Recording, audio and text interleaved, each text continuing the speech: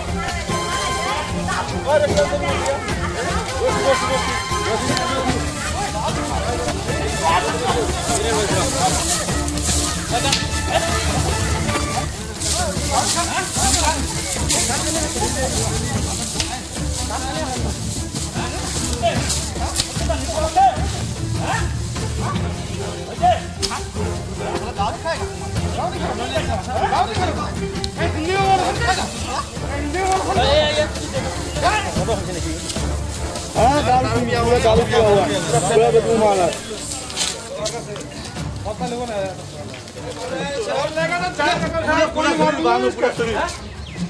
पूरा बांधो हाथ पूरा बांधो।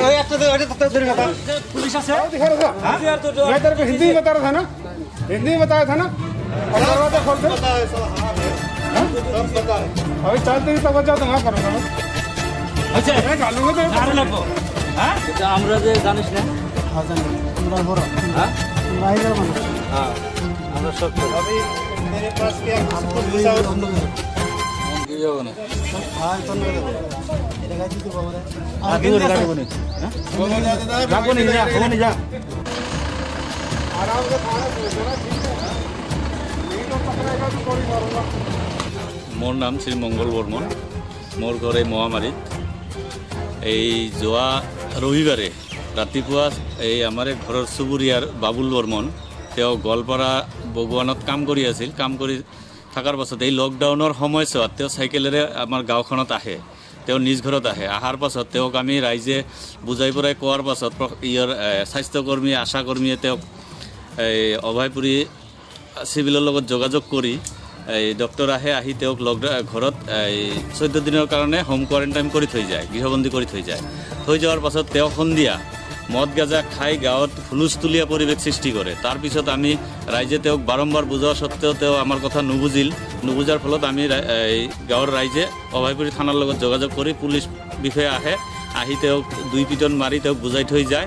যাওয়াৰ পাছত তেওঁ যোৱাকালি ৰাতি সাৰা ৰাতি অত্যাচাৰ কৰিছে। ঘৰখনত ঘৰৰ মানুহখিনিক ঘুমাব দিয়া নাই, খাব দিয়া নাই। আজি ৰাতিপুৱা ঠিক 8টা বজাৰ পৰা তেওঁ দাও এখন লৈ পুৰা ৰাস্তা ঘাটে ঘৰখনত পুৰা হুলস্থুল সৃষ্টি কৰি আছে। তাৰ মাজতে মই মোৰ ডিলাৰৰ কণ্ট্ৰলৰ দোকান আছে, মই বেনিফিচিয়াৰীক চাউল দি থকা সময়ত মই দাও লৈ খেদি আহি বেনিফিচিয়াৰীক খেদি যায়। খেদি যোৱাৰ পাছত বেনিফিচিয়াৰীখিনি ছত্ৰভংগ হৈ ভয়তে তেওঁলোকে দৌৰাদৌৰি কৰি পলায়। তাৰপিছত মই নিজে আমাৰ মহকুমা মানে খাদ্য বিভাগৰ পৰিদৰ্শকক মই ফোন কৰি জনোৱাৰ পাছত অভয়পুৰী থানাৰ লগতো যোগাযোগ কৰাৰ পাছত পুলিচ আহি তেওঁক ঘৰৰ ভিতৰত পায়। তেওঁক বাৰম্বাৰ অনুৰোধ কৰা সত্ত্বেও তেওঁ ঘৰত দৰ্জা নুখুলে। তাৰপিছত গাঁৱৰ কিছুমান ৰাইজৰ ল'ৰা যায়, তেওঁক বাৰম্বাৰ বুজাৰ সত্ত্বেও নুবুজে।